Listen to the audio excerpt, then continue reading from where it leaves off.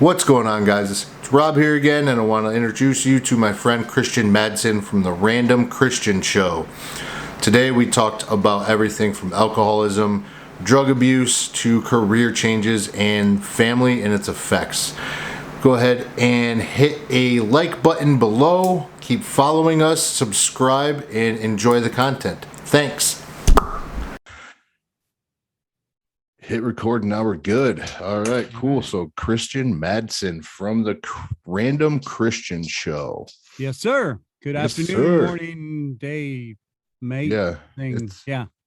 Dude, I don't even know anymore. The internet, I feel like, makes it so time doesn't actually count.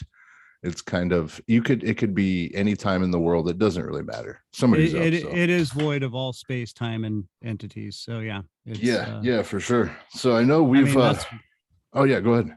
No, I was just gonna say that's why we got so lost on our phones all the time.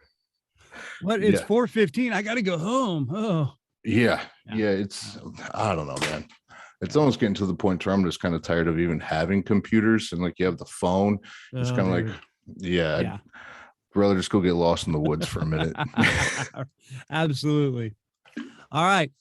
Talk to me, son. Yeah. So all of my previous listeners, we've kind of gone over, like a trauma type thing. And I know your story is pretty interesting. We kind of went over it a little bit over your story, like last time we talked a few weeks ago. And you have your own podcast, The Random Kristian Show. Yes, sir. You were very successful radio host at one point in time.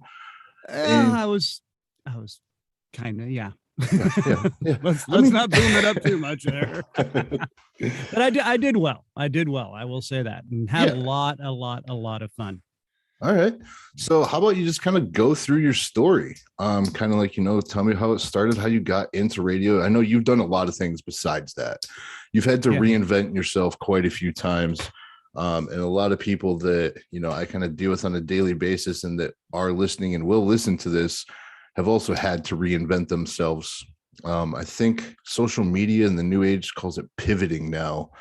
And so there's always some new name. Yeah, exactly. They call it a laser. Yeah, exactly. So why don't you just kind of like walk us through everything, and I'll just kind of shoot you some questions along the way and see where we end up on this crazy conversation. Okay. Yeah, man. I don't know. It all started back when I was born, and I was just coming out of the womb, and I realized, wow, this is fucked up. I'm going back in. Yeah, right. No. It's I as we talked about, I battled addiction for several years of my life. And that all started early. I can attest to, I think I was about 9 or 10 years old when I had my first drink of alcohol, from my Uncle Tommy, you bastard. And I don't know why I looked to the left here to know nothing or anybody, but anyway. You can just act like you got a producer over there and you're like making sure that you're correct. Actually, I have a pretend producer I've had for years. His name is Lyle DeTime. Okay. And he's an invisible friend of mine that I blame all my mistakes on. And right, Lyle? Thank you. He's French, so he doesn't speak English very well. Yeah. And everything we do is pretty much in hand gestures, and there's a lot of this, and so. Yeah, anyway. I might have to use Lyle as well during this conversation if you don't mind, just to kind of see how that goes. But yeah, so again, started young. Do you remember what your first drink was? It was Coors beer with the push top opener. Okay. But it was back, early 70s, I think it was. And I was about 9 or so. And they had two little holes on one side that you had to release the pressure with, and then you basically shoved your thumb in to open the rest of the beer where you drank out of. Okay. And my Uncle Tommy, who literally had a pot belly that did this, like you could balance things on top of his pot belly, because he drank so much Coors, and it wasn't Coors, it was Coors. And Anyway, yeah, it was very, I remember tasting it and going, oh, this is the weirdest taste ever. You know, it was kind of sweet because Coors is kind of a sweeter style ale, and or pale ale, whatever you call it, Right. beer. Um and I remember being fascinated with the taste of it. You know, it was like nothing I've ever had before. And so yeah, me and my cousin Marky, we started sneaking beers off to the side and ended up shit faced at my family reunion. How You old were know, you? 9 at the I time? was I Eight was or nine? about nine or ten. Yeah. Okay. Yeah. And yeah, no, me and both my cousin were just, he's about a year older than me, and just trashed, just absolutely trashed, throwing up. You know, my mom thought it was because I'd eaten something and all the excitement and everything. No, no, I was jacked up. But anyway, you know, scanned through a few years later, always been kind of sipping here and there, you know, especially Christmas parties, the eggnog, as we like to call it, which had tons of freaking rum in it or whatever. Brandy, that's what it was. And yeah, those were good times. Um, but it, you know, it just kind of all developed. And we were talking about reinventing. Mhm. Uh, you know, my parents reinvented themselves, getting a divorce while I was you know, middle school. I was just starting middle school, and they had divorced. And you know, oh no, the divorce, I don't blame anything on anybody. You know, Mhm. everything you learn from everything, no matter what it is, you learn. A tragedy, a positive, you know, any successes, you got to learn from them. And if you don't learn from them, then you're an idiot. Everything you do, you have to learn something. The old saying, those who don't learn from history are condemned to repeat it. Well, yeah, it's true. You get in a very vicious cycle. And when you go into recovery, and hopefully, you know, people that do go through AA or whatnot, because it is an amazing program. There's a lot of self-help therapy places out there, rehabs that are basically out there just for the money. They're not out there to help people. They're out there to get your money and then ship you off and get you out of the way so they can get the next person in that bed and start making their money. I'm just going to throw that out there because I've found a lot of people, you know, oh, I went into recovery. And no, you didn't. You didn't go into recovery. You went into a place that took your money. And yeah, so I'm not There's going to go actually, down. yeah, I'm there's not a going to go quite, down that road. there's some documentaries that are on it. Like I think there's even a couple on Netflix to where Yeah. like they, I think they target Florida and how it's just this constant revolving door of like your 90-day stint will be done, but they'll refer you, you know, to other services or Yeah. like you have the transitional houses. And I did all like I did the rehab, I did the transitional houses, but I've Hmm. seen, you know, people easily do the cycle in and out, Yeah. in and out, in and out. And yeah, so it's And that's all it is. And it's a process, you know, yeah. and then people get numb to the process. So they think, oh, well, at least I keep trying to rehab. No, you're not recovering. You know, yeah, you can rehab anything you want. It's still going to get damaged. Mhm. If you recover, then you recover, you know, inside. And it's a commitment, man. It really is. I went through it 3 times, you know, and I did it through AA. I actually put myself in a rehab at one point, you know, and then I failed and then tried AA again, failed. And then finally, I got the cosmic stick in the back of the head from the big man upstairs saying, dude, this is it. If you don't do this, you're done. What was that Um, gap kind of between like the first time that you kind of went to rehab and checked in to the last time that you've gone in? Well, and interesting, we'll just jump ahead several years. Yeah. I partied hard through high school, got myself kicked out of high school, not because of grades, but because of attendance, because I'd rather be partying and living a good time. No, I seriously, I had great grades. I really did. And it was upsetting to the counselors and the vice principal, like, you're a good student. Why can't you just show up for class? I said, because I don't need these classes. I mean, I was, you know, I was thinking ahead. I'm like, I don't need your shit. Yeah. I don't need any of this crap. You do. You really do. I mean, it's, you know, it's like they teach you in algebra. Yeah, there's a lot of things you got to write out, but it's so you can show that you know how to do it. Okay. The thing is, there's a lot of steps in life that you've got to do just to show that you can do it, which goes into the reinvention process, which after I got kicked out of high school, this is when I started learning how to reinvent myself a lot. Um, from the, I learned, like I told you, I've had some major careers in my life. I've had restaurant, I've had transportation, uh, construction, and radio. And I started all four of those from the ground up. And actually, arts. I was a graphic artist for a while. I started all these from the ground up. In restaurant, I started out dishwashing and bussing. I worked my way up through the kitchen. I worked my way out into the front. I was studying to be a sommelier at one point. I've managed kitchens. I've managed restaurants. Well, these are things, you have to learn if you want to move up. Oh yeah, no, 100%. It's just funny to know, like, hindsight's 2020, being an alcoholic, studying to be a sommelier. See, and that's the thing. I got to drink great wine. Yeah. Oh yeah, we're just tasting it. Oh yeah, yeah. I went through the restaurant grind as well, so I definitely know that whole where world. I'm coming from. Oh yeah. So, and then, in construction, I actually, construction was one thing that really saved my life. I was basically homeless, been kicked out of both parents' homes.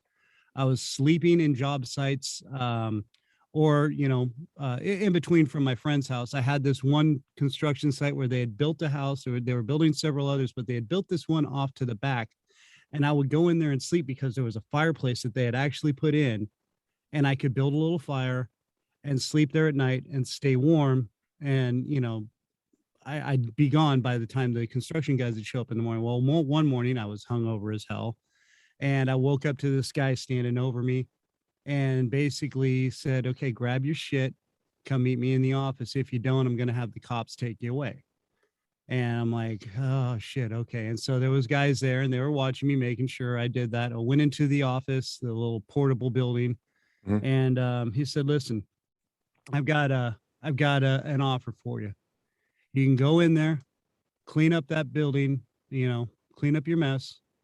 And then I want you to go around and clean up all these other buildings and just do a bunch of light labor work for him for the day. He said, you do that for me for the day, and I'm not going to call the cops on you. And I was like, seriously? He's like, yeah. And I was like, yeah, no problem. So I did that for the day. And then at the end of the day, I said, all right, I think I'm done. Can you go check? And he had one of his foremen go out there and look, and they gave me the thumbs up. And he said, all right, so here's the deal. He says, it looks like you're on hard times. Do you want a job? And I was like, yeah, I'll take a job. He's like, all right, you can do what you've been doing. Crash out there for a while until you find your own place. I will pay you weekly, in cash, and you're going to be my laborer, and you're going to sit here and, and I just started off like that, and worked my way up. I started framing after a while. I started learning a little bit about plumbing, et cetera, and so forth, just working odd ends to being a helper. And then I got hired on by his painter, who was an amazing gentleman. He was very patient and taught me everything he knew about painting. I learned tons, and really fell in love with the fact of painting because I like to make things look good. I like to improve things. So it really clicked with me. But that guy really kind of saved me in a lot of ways. So reinvented myself there. Transportation, I grew up in. I started out washing trucks, worked my way through the dock, started driving, dispatching, sales. I worked in the office. I ended up managing. Again, reinventing yourself. But you've got to understand where anything you do, you have to understand everybody else's position, because you can't work well with anybody if you don't understand where they're coming from, And the same thing goes with life, man. You don't know what the dude next to you on the bus is going through. This guy sitting in traffic that's sitting there honking his horn and banging his head and screaming and yelling at people. Dude, that guy may have just had, or just found out that, his wife is in a car crash and he's trying to get to where he's going. And yeah, sure, there's people that are just dicks, but it doesn't matter. There's something that triggers us, and we all have it. We all get pissed off. We all get frustrated. We need to learn to be empathetic to those kinds of things. So anyway, the most important part is being accepting of reinventing it and knowing that we're flawed, and being able to accept that, and then learn how to fix it. And uh, uh, we tend to get lost in the fact that oh well, oh poor me. And I mean, and trust me, everybody does it. Don't say that we don't. Nobody is so humble that they care nothing about themselves. I mean, there are people with more humility than others, but we're all egocentric in one way or another. And it's human nature. Yeah, definitely. And especially in this society, in this day and age, we're taught it from the beginning. You got to watch out for yourself. You got to take care of yourself. And I've found that the more you take care of other people, the more they end up helping take care of you. And it's a great circle of life in a way, so as like I said, I got the huge cosmic stick. I my first rehab stint was when I gotten kicked off the air finally in radio. My partner, we were very successful out on the Central Coast, had a #1 nighttime show, but we pissed off Budweiser. And okay. Ironically, for an alcoholic, yeah, we did a lot of commercial parodies, and anyway, and we were on a classic rock station, which our main sponsor is alcohol. Yeah. And the Budweiser distributor out there was a Christian man, or a man of faith, and we made a very incestuous style commercial. Okay. And he did not like it one bit. And so was this like an off the cuff type thing, or is this something that you had actually like came up with the idea, put it through, and had like people like okay it, or did you just this is what we're doing and run with it? Okay. The great thing about radio, and I'm sure in a lot of other things as well, is you don't ask a whole lot of questions. You get told what not to do, but you don't ask what you can't do. Okay. Because if you do that, you're never going to know your boundaries. You're going to be told what your boundaries are. So basically, we were given a lot of free reign, even though we have been kicked off the air a couple of times. You give loose parameters of what you're going to be doing. And yeah, no, they had no idea that we were going to be dropping this kind of commercial parody. We had done a series of them, and this one was I Love You Man, Bud Light commercials. Yeah. Okay. This was based on that. And instead of I Love You Man, it was I Love You Sis. And it was a 4th of July thing. And, big drinking time, and yeah, we got great response. People loved it. People were calling in. Well, apparently he didn't. And so nevertheless, either I pull my hundred thousands of dollars advertising contract with your station, or you fire those idiots. And it came down to, well, you guys have pushed the button this many times, we're just going to say see ya. And so he moved out to the East Coast, and I ended up putting myself in rehab because I just drank myself, literally drank myself into poverty. I was literally living out of a storage shed. I had a car that was falling apart. And I drove it down to southern, just south of the Central Coast, where I lived, just north of LA, and put myself in a rehab in Ventura. And I did my 90-day stint, and actually I was there for the whole year.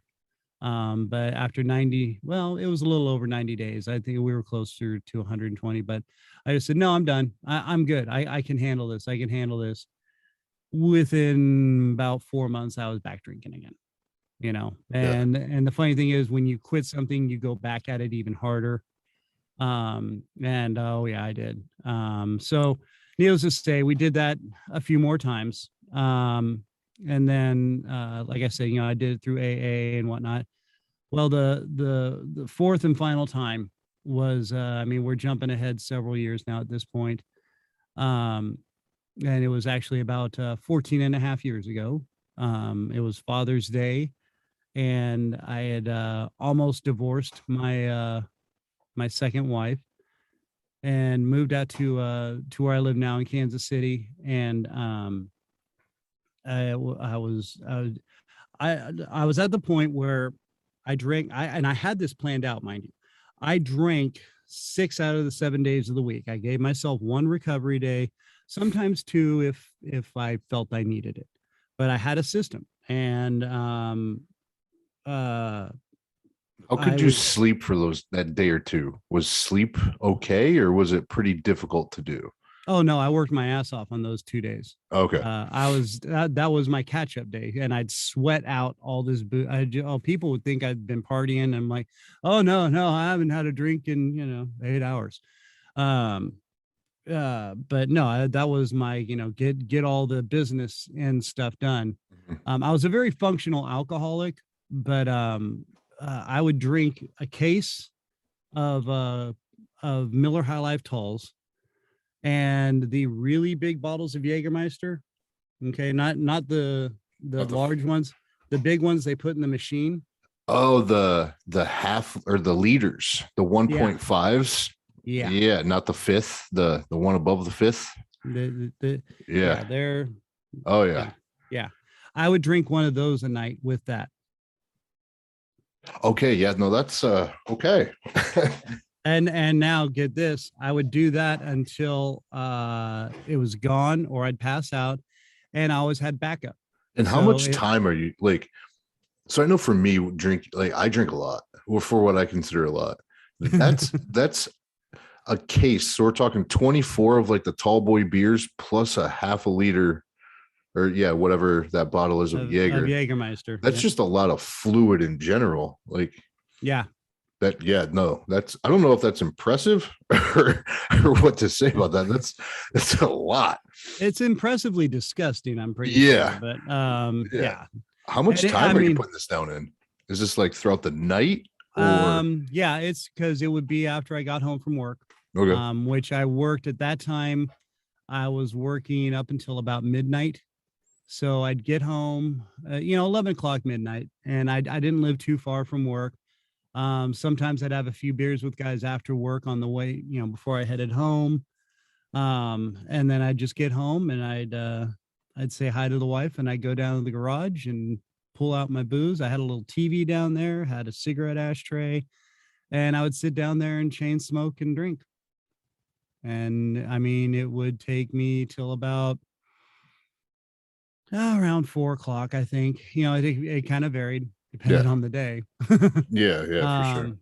But yeah, no, I would just pound. I mean, and I craved, there was nothing more I could wait for except to get downstairs, get that cigarette, get that beer, and take that first shot and get rolling. In fact, the guy on my podcast, Matt, he used to work with me in a restaurant while I was in between radio jobs in San Luis Obispo, where one of my radio jobs was at. And I used to have a bottle of Jägermeister stashed in the ice cooler in the back of the restaurant where I'd be taking drinks all the time and stuff.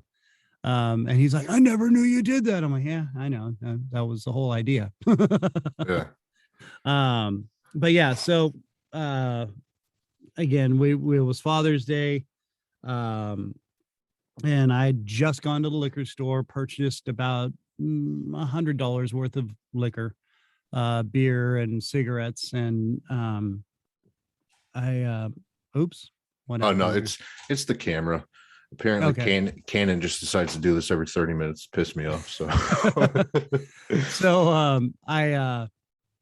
I was sitting out on the back deck, drinking, smoking, and enjoying my Father's Day. my daughter, who is now going to be 14 this year, had just been born. Not too, or the year before that. So she was about 6, 7 months, and I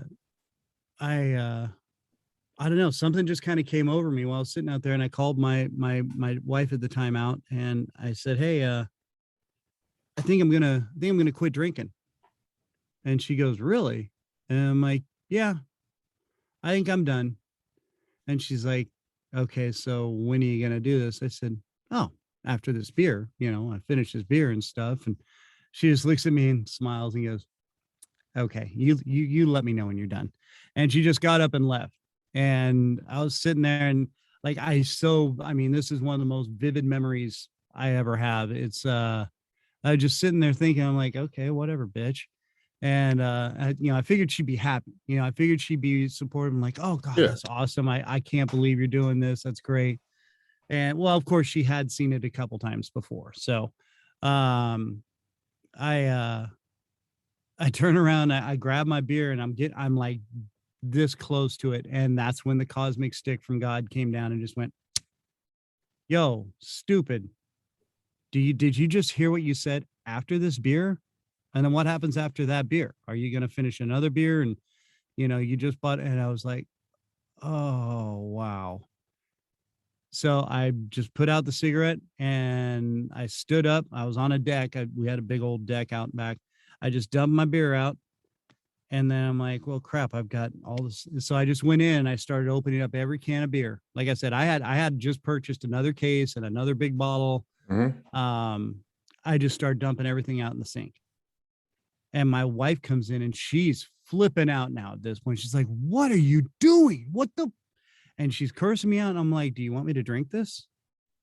And she immediately just said, never mind. It's cool. Keep doing it. And I said, is there any other alcohol around here besides this? And she goes, yep. And she went and like got a wine bottle she had. And, we dumped out everything, anything with alcohol in it went down the drain that night. And I called AA. I spoke with, actually my mom's a recovering alcoholic, and I spoke with her for a little while. I spoke with the central office, and I went down to a meeting and never looked back. So do you still attend meetings? I haven't for a while, just because I've had the most insane. I know it's very hard to believe, but I mean, I work a job that works me 10 to 12 hours a day. I come home, I do voiceover recording for commercials and YouTube and audiobooks, and then I also do my podcast on top of that. So I don't even get to watch TV. Literally. I mean, seriously, everybody's like, oh, you didn't see this on news? I said, I haven't seen a news program in over a year and a half. Which is good with the pandemic. You haven't had to deal with all the bullshit. I was gonna say, yeah, that's a slippery slope we don't need to be going down. Yeah. I mean, don't say that I haven't done my research. I don't pay into a lot of, because for one, I worked in broadcasting. I know how it's geared. So I know what public television does, and what radio and how they gear things and advertising. I understand all that. That's why I don't listen to any of it. Right.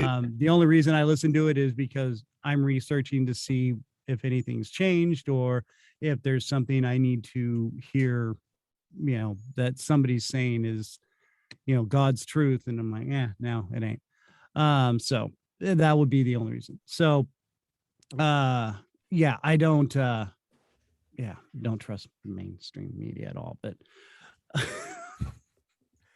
I completely understand. Yeah. So, I have like zero time right now. Actually, I just, I informed several clients that I'm no longer doing audiobooks because my family life's suffering.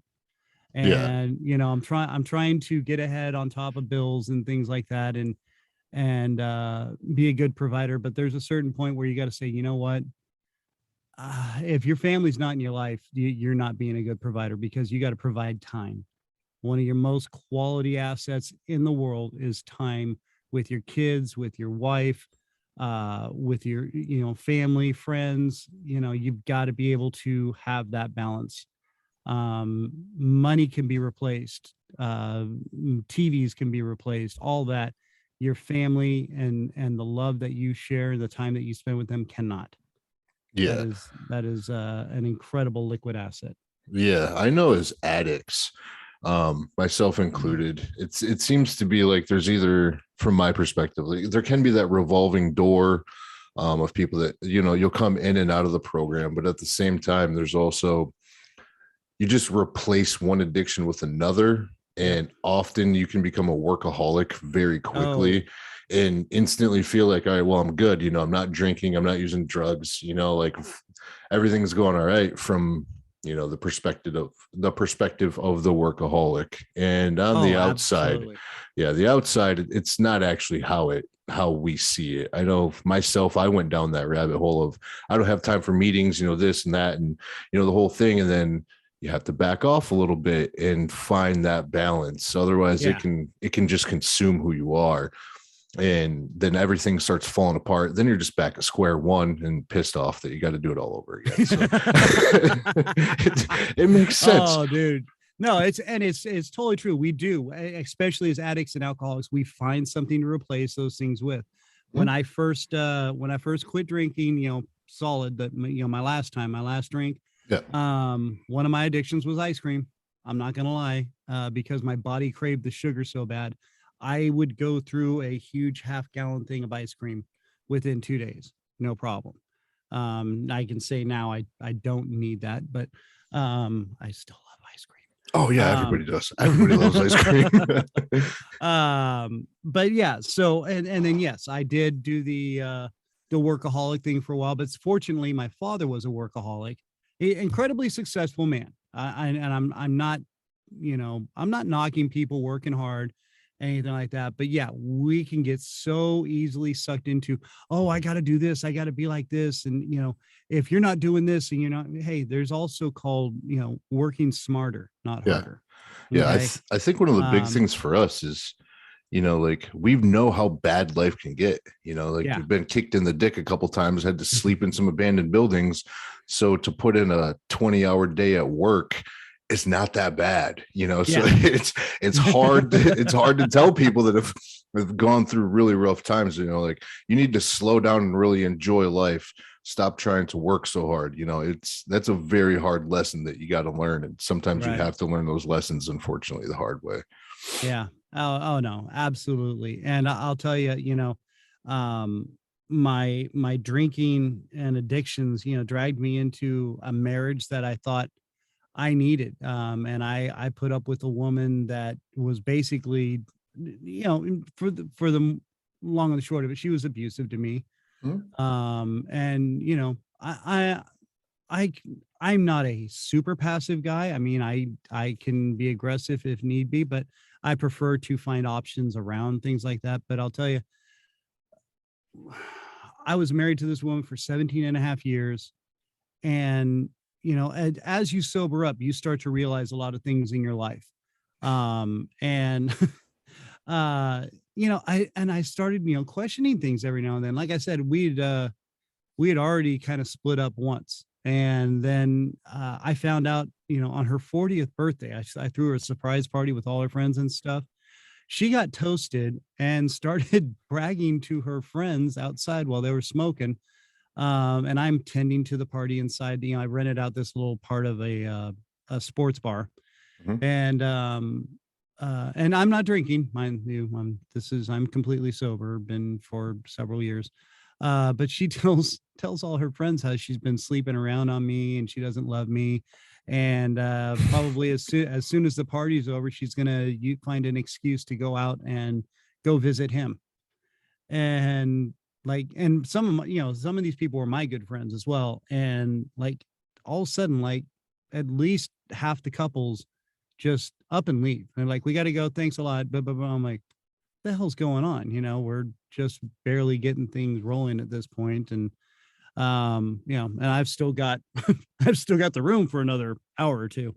And so then, it was about a week later, one of my best friend's wives calls me and tells me this, and I was like, huh, and you always have that feeling, like something funky's going on. Well, it was probably, I stuck it out for another few months, and then she just flat out told me, hey, I'm sleeping around on you, or no, well, she didn't say that, but I want a divorce and yada, yada, yada. And I mean, instantly the first thought of my mind was, you know what? I got pissed. Um, I was more mad at myself than anything. I wasn't mad at her because at this point I kind of expect these things from her. Um, and I was ready. I was so ready. I was, because that strong trigger in your head, dude, fuck it. Go get drunk. Forget about it. Yeah. Screw this bitch. Just go get hammered. This will make everything all better. Such a serious trigger in my head. It was something that hadn't happened in years. Seriously, like I had no, and I don't know. It was just weird. For that to just come back and that strongly, like I was sitting, I was like, holy crap, and it scared me. It literally scared me. That night I went to a meeting. I up and left after I talked with my kids. I'm like, Daddy's got to go. Up, boom, meeting, and went to a few of them.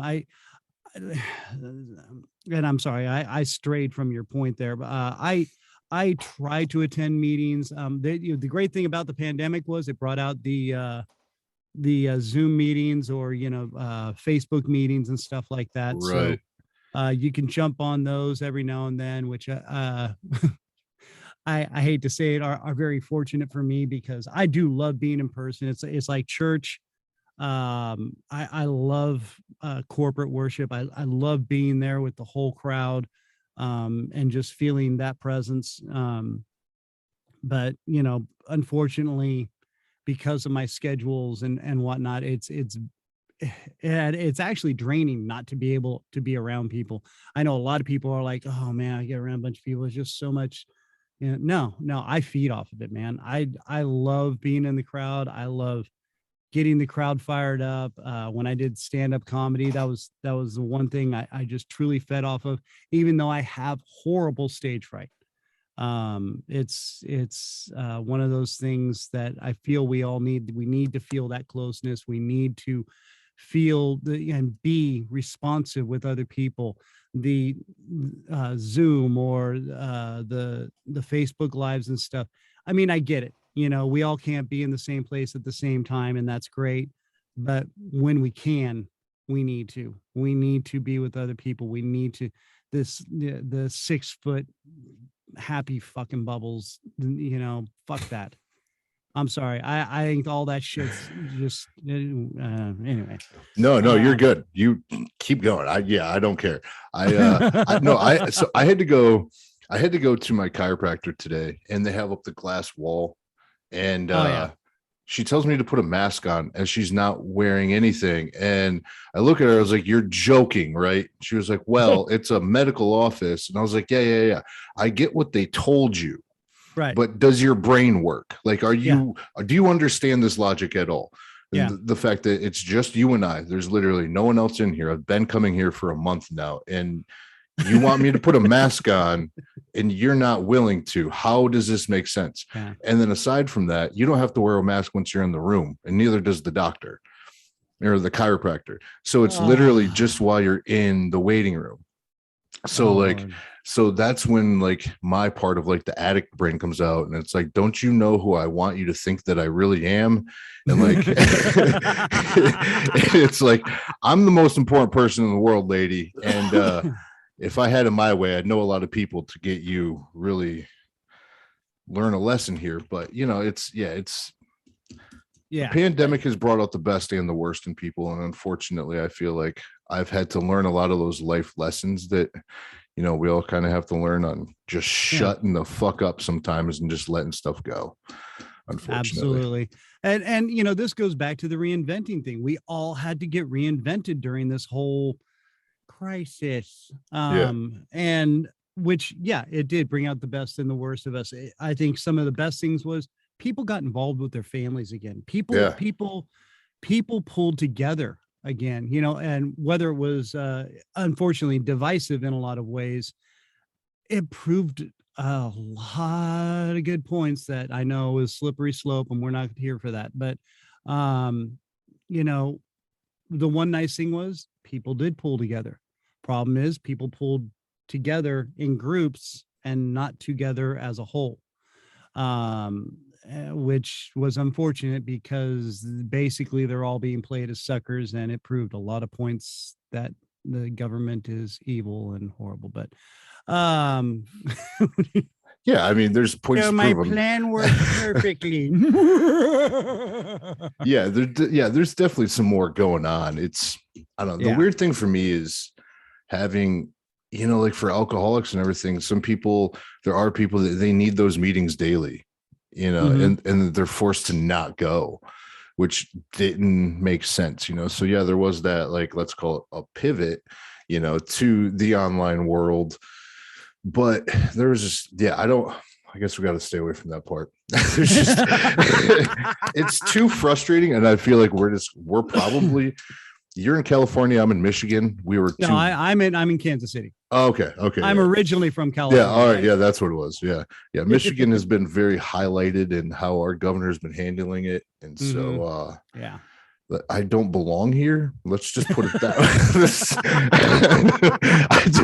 I don't know how else to put it, man. Yeah. I don't belong here. It doesn't, I don't know. But yeah, so anyway, let's get back onto this, and then I'll get you out of here pretty quick. But yeah, no worries, man. How are you handling everything? Like, you've had all these careers, you started your recovery process on a cement block in an abandoned building, essentially next to a fire, and now like you have all these like amazing jobs. Some people would love to just do a voiceover one time. You're able to like do the multiple times and hold down a regular job and a family, and like you're still working on that balance aspect of it. How did you get from that guy to kind of like here mentally? Like, I know there's time, that plays a big factor in all of this, but how are you able to like actually separate yourself and just like, all right, cool. Like, I need to learn this lesson, go through everything, and kind of be here today to where you're still learning everything. Well, and I mean, the thing is, you have to go through these things to learn these lessons, obviously. Unfortunately, and now there's a lot of people that don't. There's a lot of people that can look back and they're good at observing and saying, wow, that's pretty jacked up. Look what he did there, and look what he did. Well, I'll make sure I don't do that. Not saying that can't happen in a different scenario, in a different way, but at least they're seeing the red flags. They're seeing the warning signs. So there's a lot of people that are good at that. There's a lot of people that aren't, and it's kind of switching now because we have so many gray areas in this world where, oh, it's okay, and this is okay, and this is okay. Well, no, it's not okay.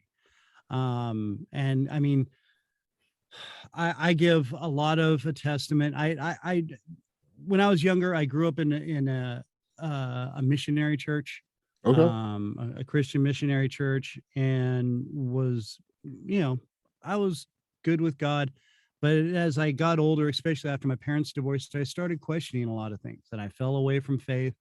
I studied a lot of philosophies. Growing up in California, I grew up in a very culturally diverse area. So I learned a lot about Buddhism. I learned a lot, just different forms of religion and different philosophies. And I became fascinated with it. I really did, because I wanted to know, I wanted to know, yeah, if there's a God, why is this like this? And why is there like, if he loves us, why did he give us all, the pain and the misery and stuff? Well, and again, another slippery slope for another time, but the long and the short of it is that wasn't God's purpose. And I fell back in with God a few years ago. And I say fell because literally it came out of nowhere. And it was a lady I was dating, and I would see her every Sunday after she'd come home from church, and she was literally like glowing. She had so many problems in her world. Mhm. And I mean, she, like, I'd see her the day before, she'd just be down and just looked wiped out. She'd come home from church Sunday and just beaming, and it blew me away. I'm like, what is it? What is it about going to this church, And I figured it was just this church. That's what it is. It's just whoever or whatever she's getting from there. And it wasn't. It was the word of God. And she had me watch The Passion of the Christ, which I know sounds cliche, guys, but I'm telling you, if you actually process that movie and that part of the Bible, and what Christ put himself through for us, uh, it's mind numbing. Yeah. I put myself in positions where I was, I've tortured myself for other people because of my love for them. It's nothing compared to that.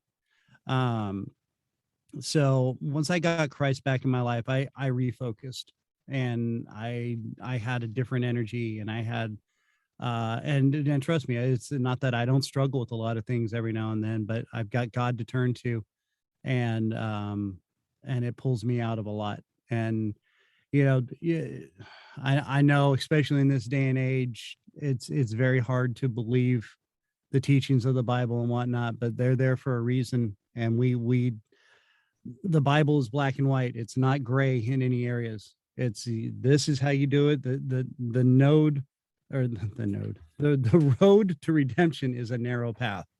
Mhm. The road to hell, big, wide, and open, man.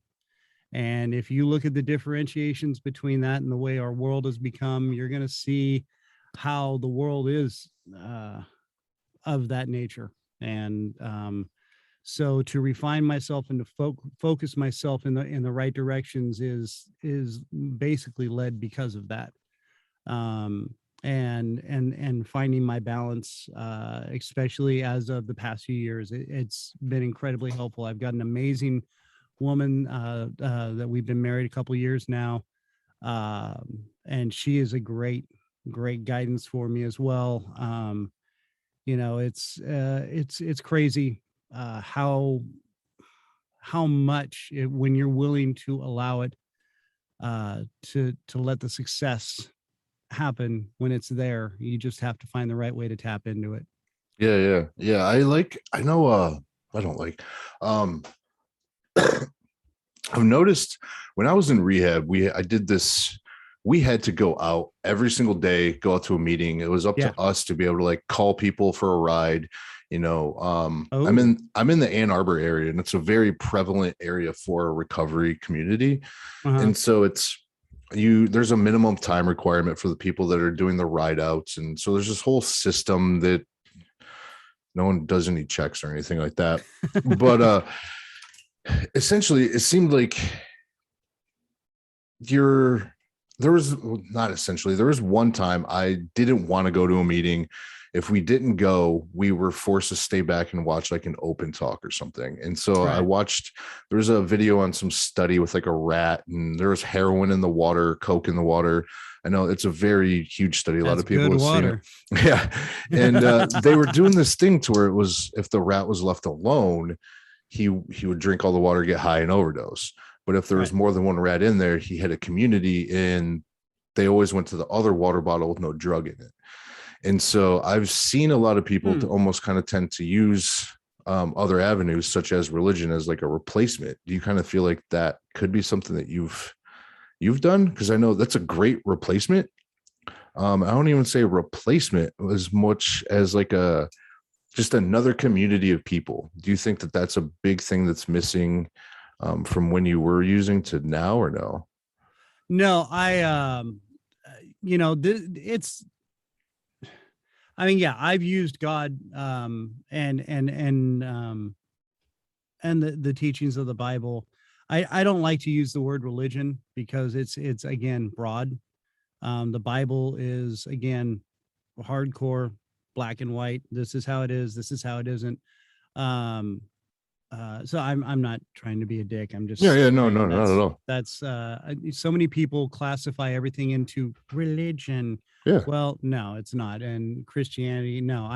I go to a non-denominational church. Um, because basically their focus is the Bible, God's teachings. That's it.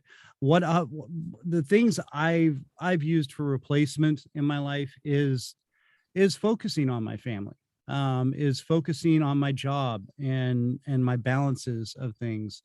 The fact that, I mean, I've always, you know, I've always had something, you know, I've always known that there was something out there, and that's why I searched for it.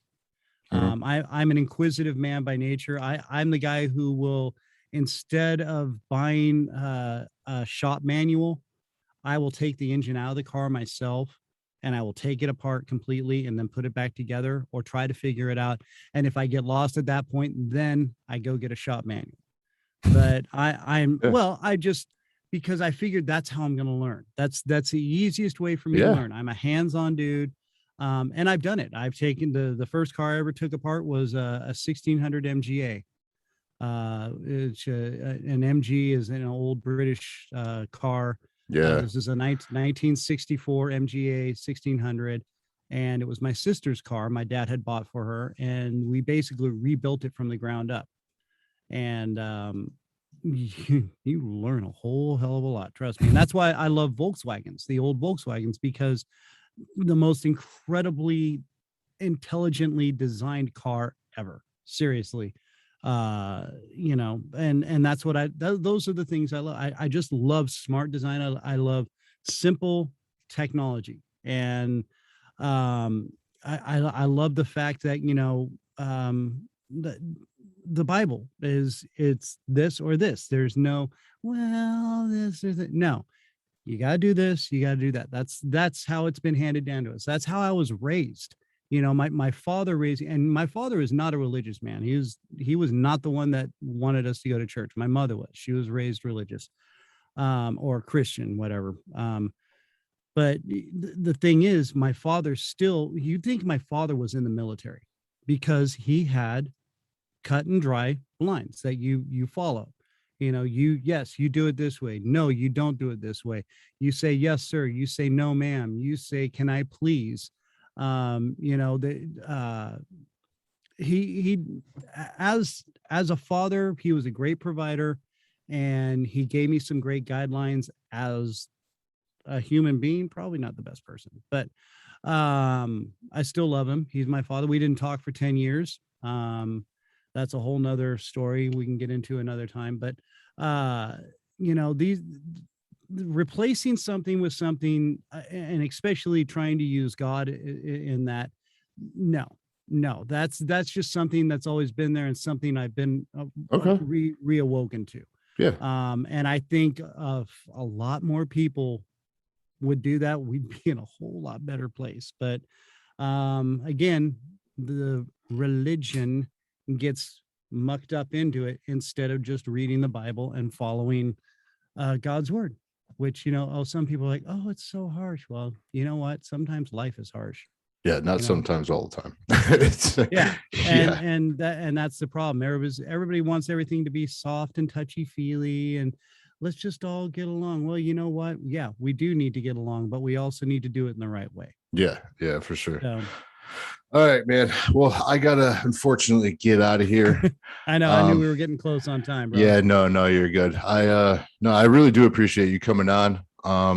Definitely gonna link your podcast below, and if you ever want to have another guest on your podcast, you know, yes, I might be able to have some of those conversations that are a little bit more in depth about some things from the Michigan side of, dude, of everything. But we need to get you on for sure. Yeah, for sure. Yeah, just let me know. I'm in, man.